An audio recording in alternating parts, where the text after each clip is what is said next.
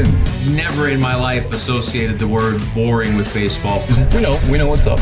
Me? Yeah. Famous? Yeah. And I'm like giddy over there smiling like, we're about to win this shit. Did everyone give you crap? Give me a good host story. I'm not picking it up. We both love the game. We talk about it every day. Get on baseball. Having some popcorn, you're fooling around your phone. I'd have to wait in line for 3 hours. Hang on, because it's about to be a wild ride.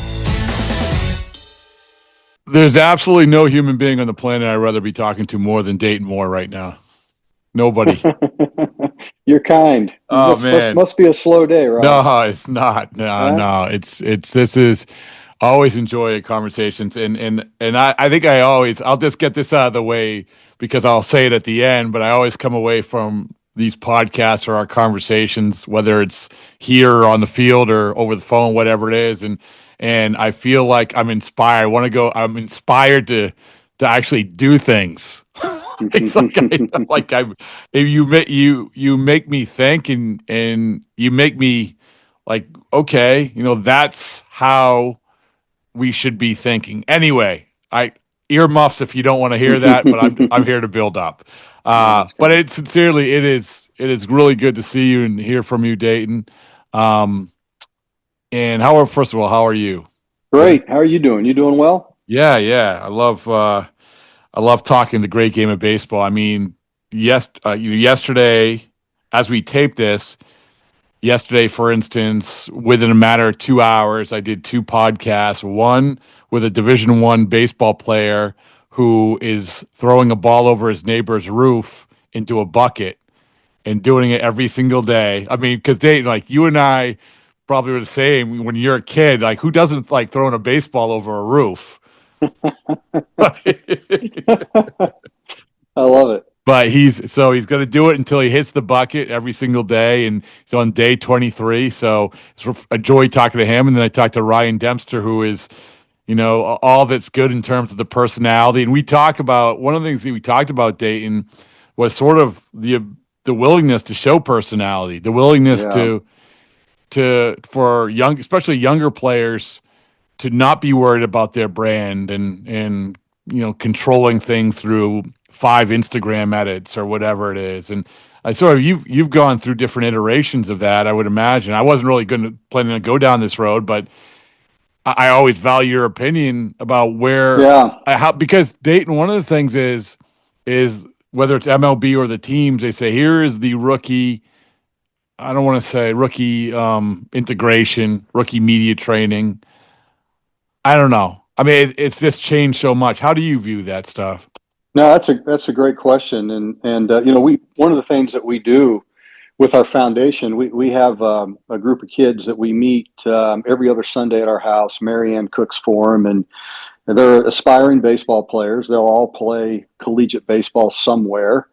And, we talk about life, we talk about baseball, give them an opportunity to discuss the things that they care deeply about on the field, off the field, how to be a great teammate, what it means to be a great teammate. And, one of the topics that we discussed this last Sunday was, players that they admire and why. And, these guys were picking out players that showed personality on the field, showed realness, and, would smile and interact with umpires and, players that, not that when the game begins and the umpire says play ball, that, you shouldn't be serious, because you do. It takes great concentration and focus and preparation to be successful in the game of baseball. We all know that, but also to be a little lighthearted at times. And, so I thought that was interesting that when they were discussing that I think that we have created a player where, they work out all day long. They're extremely committed. They take care of their bodies better than they ever have before. But I think it's important to realize that, it is a game, and it's a game that you should use to shape you and mold you to become a better leader and a better person, and not let it make you or turn you into something you don't want to become, because it can do that. I mean, we've all been there. I mean, the days that I've failed as a father and a husband and as a leader, I've let this game discourage me, frustrate me, anger me, and it's affected my attitude in ways that I wish it hadn't. And so when that happens, you need to recognize that, reset, and just realize what the game's teaching you and how it's shaping you and the friendships that it's creating and how it's developing you to persevere and to think and to overcome and to learn from your mistakes and just keep pursuing it. And if you do and you pursue it the right way, I think it'll shape you and mold you into the type of person that you'll be proud of when you look in the mirror. It's so true. And as you're talking, I can't but help go back to that when you sat there in 2020 when they were sort of paring down a lot of baseball, and I think you spoke. Your voice was, to me, the most spot on and powerful. And when they were getting rid of teams and minor league opportunities, you said this isn't really necessarily about the major leaguers. It's about the people who lives are being shaped by baseball, whether that's high school coach, college coach, JUCO coach, parent coach, whatever it is.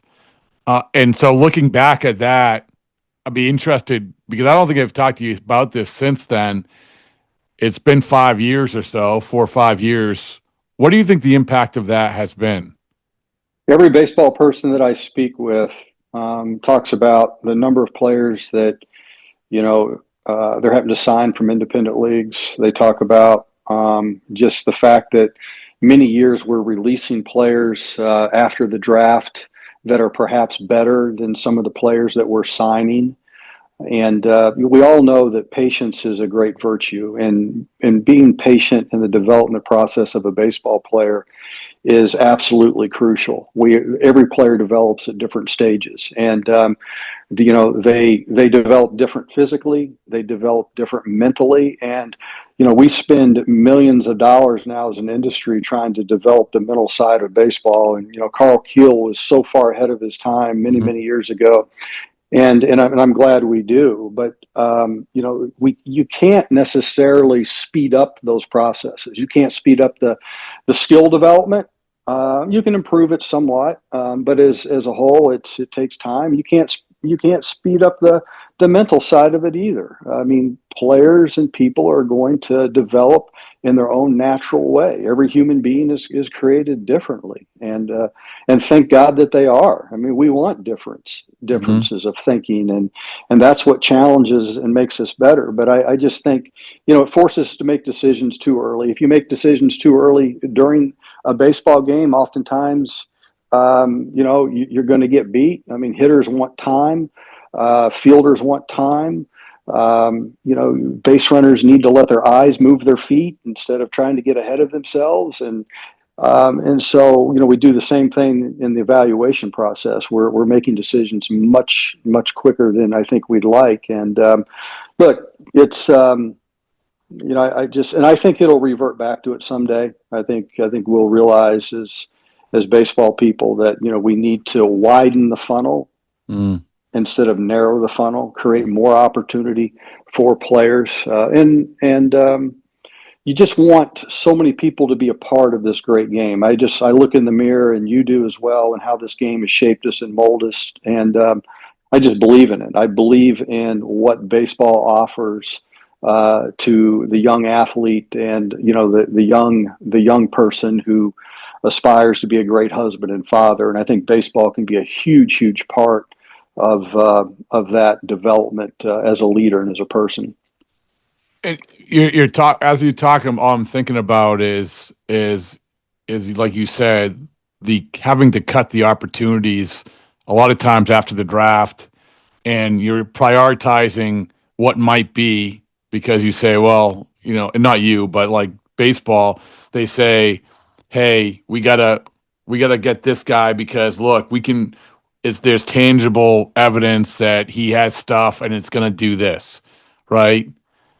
And that's what they're defaulting to, and the people who, like you said, may develop more slowly, they're sort of kicked to the curb. And that, I think, is also a major league thing, where we talked a lot about clubhouses, about the importance of having good players, but good players who also have that dynamic of teaching other players the right way, of helping players get through a season, of knowing how to get through a season. All of that is not measured. And, this is, I don't want to be sort of like, oh, well, listen, you're defaulting to the analytics and the machines and everything else, because that's important.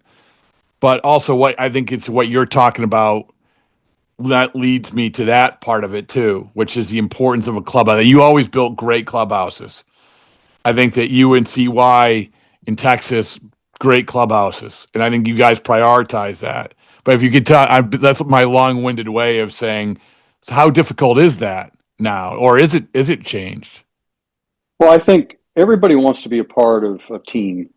And, I've said this before, and I wish everybody in baseball could win a World Series, because they would realize two things. They would realize that it truly took selflessness, putting everybody else's needs, wants, and desires first, their own needs, wants, desires second, genuinely celebrate the accomplishments of others, the unity that you feel during that process.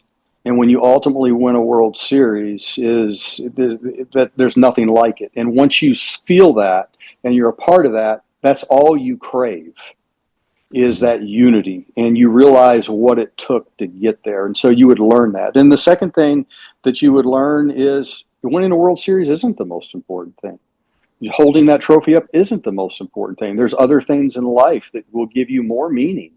And you'll reflect back to that unity, and the unity and the togetherness and the teamwork aspect of it, and the camaraderie, and celebrating the differences of others in that clubhouse and in your front office and in your scouting staff and development staff and in your fan base, and is really kind of what propels you and motivates you as a human being, is to learn to embrace just focus on the strengths of others, and then you learn to accept the weaknesses. Even the weaknesses of others, you may not want to be around it on a continuous basis, but you laugh about it and you learn to accept it, and you just say, what, that's Dayton being Dayton. That's just who he is. Forget it. His, whatever. And so I think you learn so much about the human condition when you ultimately win, and because you can't win if you're focused on self, and it's got to be we and us. It can't be I and my. Is that difficult to do? I mean, I think it is, because the human condition tells us to get all we can while we can. It tells us we've got a small window of opportunity to get ours. You better do well in year 3 of your major league career, because arbitration's kicking in, and okay, this is your platform year. Yeah, you want the team to win, but you want to have a great year, and people are always in your ear about self and performing well, so you can reap the benefits of this game. And I always told every player that I was ever a part of, I said, I hope you make more money than any player in the history of the game. I really do. And then I hope you use that money to help a lot of people. And because you're going to get more enjoyment out of that than you ever did playing this game or making the money. Giving it away, using it to help others, that's what's going to serve you well.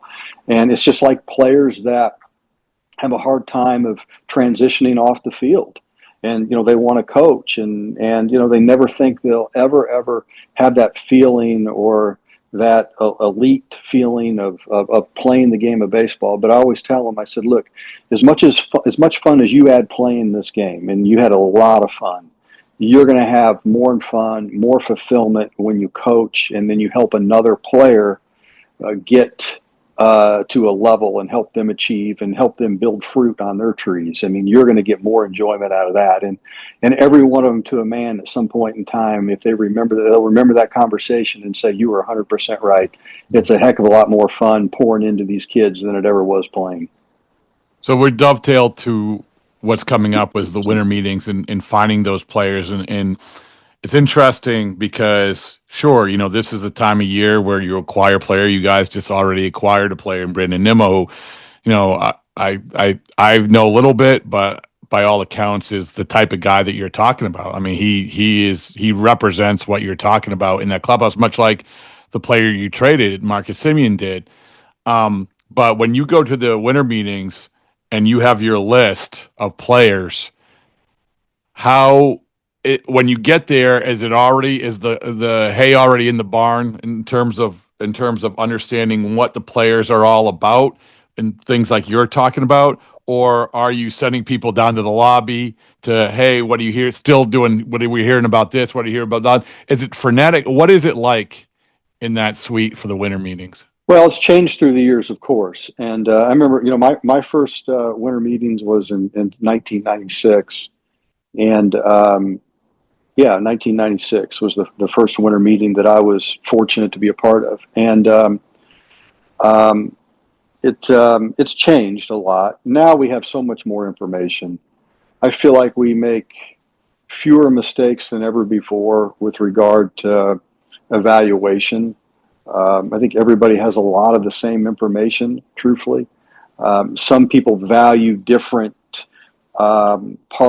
data or different data points. They value it, maybe a little more scrutiny on one area than the other, and a lot of it has to do with maybe the strength or the weakness of their current team and the roster that they're trying to put together. And so I think the most important part of that, Rob, is you've got to really understand your team, the makeup of your team, the ability of your team, the skill set of your players, how different personalities that come into that clubhouse may affect certain individuals in their phase of their development mentally and physically and from a maturity standpoint. And so, you've got to make sure that you evaluate your own very, very well. And so I think, CY does a tremendous job of evaluating, our own players. I know JJ Piccolo does it the same way. He evaluates. That's the way we were all raised in the game, and so once you've evaluated your own players well, then I think you're in a better position to evaluate and bring in, certain talents that blend in to the betterment and the greater good of your current roster and your current team. And so I think it's really important. But I always felt that there was 5 areas that you needed to make sure that your evaluations were strong. Of course, there's a financial evaluation that is obviously crucial. There is a character evaluation that's really, really important. There is a medical evaluation. The health of the player is obviously very, very important. There's an analytical evaluation, R&D, all the statistical analysis, and then there's a traditional scouting judgment as well. And so those were the 5 processes that I used as a general manager. And CY and I will talk about those processes, and Ross Fenstermaker and others. That's what kind of was my checkpoint before we acquired any player via trade or free agency or what have you. So those are the different checkpoints that I went through. So because I like stories. Do you remember a frenetic time or a memorable time, maybe in the suite, like in the GM meetings?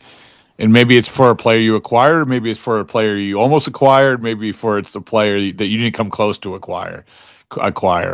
But I can go back and I know stories about agents sitting up in suites all night long with over one player. There's important players. Obviously, you're going to spend that much time as an important player. But for you, did anything jump out? Well, my most memorable one is when we signed Gil Mesh, really. I mean, we were, it was in 2006. We were at the winter meetings. I think we were in Nashville. And, the Royals, we were building. We hadn't won since 1985. And so we were building. We knew it was going to be a great challenge. And there was, it came down to 3 different teams. And, I know Toronto was one. I can't remember. Maybe Seattle was the other where he had left. I can't remember where the other team was. And I just told Casey that we're going to win this negotiations. We had flexibility. We needed a young pitcher. Of course, Zach Greinke was in our organization, and he was trying to he was trying to adapt through some things in his own personal life. Tremendous talent, and we needed to take the focus off Zach Greinke and just let him kind of mature naturally and kind of be under the radar. And so Gil was 27 years old, tremendous talent. I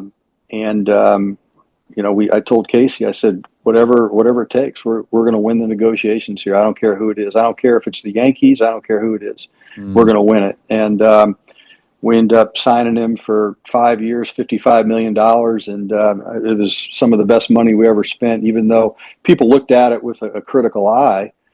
Some looked at it with a critical spirit because they didn't want, the Kansas City Royals, getting in there. But I knew we had to mix it up and change the perception of David Glass and our ownership and let our fan base know that we were going to compete in all areas for the best talent available, within our means. And it was in the budget, and he was the best pitcher we could acquire, and we were prepared to win the negotiation. So that was probably the most memorable.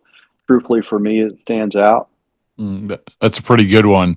And you bring up an approach which I love, which is we're identifying the player and we're going to do whatever we can. Listen, I know there's going to be limits, but we are zeroing in on this player and we're going to try to acquire them. I think that, casting a wide net is a commonly used term now. But I how much of a value is there? And everybody does it different. How much of a value is there to do that, to have that approach, to say we're going into this and we're going to do everything we can to get this player? Well, I think everybody's personality and negotiation style is different. That's what worked best for me. I know when we were trading Zach Greinke and Doug Melvin and I worked very closely in getting that deal done. Of course, Zach had to waive his no trade clause, and that directness I think worked well, with Zach in convincing him that it was a good move for his career. I know that when we were acquiring Ben Zobrist in 2015 and Johnny Cueto in 2015 and dealing with Billy Beane and Walt Jocketty, and expressed to them like we're winning this negotiations. We're going, no players off limits. These are the players that we need that blend in well, complement our roster, give us the best chance to match up with the projected playoff teams in 2015. And we're gonna. I always say, look, I don't want to be embarrassed. I don't want to be humiliated, but I'm willing to go above and beyond to execute these deals. And that was just the style that worked best for me, Rob. Did you guys feel that way? Because I love good baseball trades. And when I say good baseball trades, it's like, all right, we need this, you need that, let's do the trade, right? And you guys just made one. I mean, is it, first of all, how difficult is it to find those good, quote unquote, good baseball trades? And would that be fair to say when it comes to the Nimmo Semien deal? Well, I think you want to figure out what the other team needs and how to. It's okay to disadvantage yourself for the good of another team or somebody else. Okay, focus on what you're getting, not what you're giving up. Mm-hmm. Right, and I think you've got to think for the other team. Okay, what are their needs and what have you? I mean, I got a chance to see the Mets a lot last year, and I think Marcus Semien's a great fit.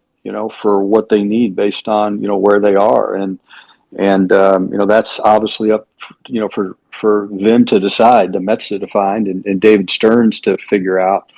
I mean, he's a terrific baseball mind, and he knows what his team needs. And I try never to judge what another team's doing, because unless you're sitting in that chair, you really don't know, what they're dealing with and, what their objectives are. But I always felt that if you played your cards, you threw your cards on the table, and you were willing to disadvantage yourself a little bit, maybe they were more willing to be transparent with you, and you had the best chance to get a deal done. And that's the way we've always done it. I mean, when we signed Alex Gordon to the 2 long-term contracts and Salvador Perez to 3 long-term contracts, I mean, it opened up the books for him, told him what our payroll was and what everybody was expected to make in arbitration, and this is what I was dealing with. And if you were the general manager, what would you pay yourself? And let's get a deal done. And if you want to be here, and I've always felt that if a player truly wants to be there, because you want the player to want you as much as you want them. You don't want them to follow the money. Mm-hmm. You want them to really love and care about your team, your fan base, and the vision of your group, and believe in ownership. And that was always my job, to make sure that they had enough information where they could buy into that vision. And if they really wanted to be there, I always tell them, if you really want to be here in Kansas City, then we'll figure out how to get it done. I love how you said, worry about what you're getting, not necessarily what you're giving up. It's like the whole, don't worry about winning about the trade by 80%. Maybe you win by 51%. That's good enough. And I think that's a real problem, to be honest with you. Like, I think there's too many. We have to win the trade by 70, 80%, Yeah. So, yeah. But it's, again, to your point, different strokes for different folks. So the winter meetings, we come away from it, especially the last few years. Do we need the winter meetings? Right? Because it's not like you guys are running from suite to suite. You're still. So do we need the winter meetings as currently constituted? Well, I think it, as an industry, it's important for us to get together. I wish it was a little more. When you had all the minor league people there several years ago, and you had great friends within the media, and a lot of scouts would come as well, and it was an opportunity for everybody just to get together. And when you're around other people and you're forming those relationships, the game, in my belief, is strengthened. And I remember, again, I think we were in Nashville. I forget what year it was. It might have been when I was with the Atlanta Braves, that my good friend Jerry Jordan, and who I love dearly, who was scouting at the time for Cleveland. I mean, he was down in the lobby. Scott Boras was down in the lobby, and they're exchanging words. And next thing you know, we're holding Jerry Jordan back because he's going after Scott Boras, and they become good friends in the today. But it's just part. I mean, just the emotion's good. I mean, it means you care, right? And what was it over? What was it like? I don't know. It was just I can't remember what the circumstance were. It was just two alpha males that were convicted about players and winning, and those types of things you don't see anymore. Not that they're it's a reflection of what you want human beings to be like and to interact. But at the same time, when you get all those people together, it just forms bonds, and strengthens relationships. I mean, there's so many good stories. Like, I remember, when, we had this sort of back and forth with the Yankees, Red Sox, and I think Carl Crawford was signed with the Red Sox for a lot more money than maybe the next team. I remember Brian Cash just sitting in the middle of the lobby. Let's talk. Anybody want to talk to me? Mm-hmm. It was such good gamesmanship. That's what I like about it. Yeah. I just want to finish off with two things here, Dayton. The last thing will be about sort of your future and what you're doing and what you may or may not be doing. But the other thing is Salvador Perez. At the GM meetings, I get a chance to catch up with JJ, talk about that, and say, listen, we just want him getting the Hall of Fame. And like you rode the ride of Salvador Perez from the beginning. What do you remember about the earliest of early days? And maybe just when you sort of knew, like, this guy is different. Well, Salvi hasn't changed. He's the same person. And, he's always, we talk about showing personality on the field and smiling and that charismatic personality. I mean, that's who Salvi has always been. And he's, watching him evolve as a leader and a husband and a father has been the most, satisfying part of this journey. And he's to play the position that he plays and to do it as long as he has with the consistent production, especially in power, the power production that he's shown is truly amazing. And he's once in a generation type player. And we were always raised in Atlanta, and then we brought that philosophy to Kansas City as well, that we're going to spend a lot of resources on catching. We're going to hire really good catching instructors. I don't think you can really develop pitching the way you'd like to in the minor leagues unless you've got catchers back there that breathe confidence into your pitching staff. We're going to, like I said, so we're going to spend a lot of money and resources on developing catching through the draft and internationally. And, we had a lot of success in Atlanta with young catchers, and whether it be Brian McCann or Jared Saltalamacchia or Brian Pena, and of course I'm missing guys. And then same thing here, with in Kansas City with Salvi and Freddie Fermin and others that have came along and are playing for other organizations now. We've always just put a lot of resources into that position. I don't think you can win a championship unless you've got a guy back there that pitchers trust and that is truly an impactful leader. And then if they can do some things offensively to help produce in your lineup, I mean, that is huge. And Salvi has been that consistent force, and we're really, really proud of him. Mm. Yeah, so finally, just we had talked last time about you can do a lot of different things in this world, not only with baseball, but we had talked a little bit about your toying with the idea of running for governor. And as you just pointed out, with the young players that you're dealing with, you impacting a lot of people in a lot of different ways. Where do you stand on the governor stuff? And what were some of the things that maybe you want to do going forward? Well, that's I've learned a lot, and I've met with many people throughout the state of Kansas. I think I've shared with you before. I'm a sixth generation Kansan, and the Royals were really the only team I wanted to be a general manager for when the opportunities presented themselves, and it was a joy and a blessing to be a part of my boyhood team and to live in the state. And so we're still looking at different things. I think probably as we approach November of 2026, I'm probably going to end up taking a pitch, if you will, and just continuing to observe things. And I think there's ways to serve, the state of Kansas, other than, in the political world. I love families, and, there's real issues that affect families in this state. We've got poverty issues in Southeast Kansas, and of course, we've got a state that is declining in population, and again, there's things that I think that we can do to uplift our citizens and our families. And I think my best role going forward may not be in the political world, but it might be continuing to encourage people to get into politics and to continue to accept higher levels of leadership, and to encourage the current leaders that we do have. And because I think that's what's missing as much as anything in our society is not encouraging and supporting our leaders, and because they do get beat up on a daily basis. And of course, being a general manager, that, right? I mean, you're dealing with people second guessing constantly, and that's part of the beauty of life. To be able to be a part of some of that leadership when people do second guess you and challenge you, and that's one of the privileges of leadership.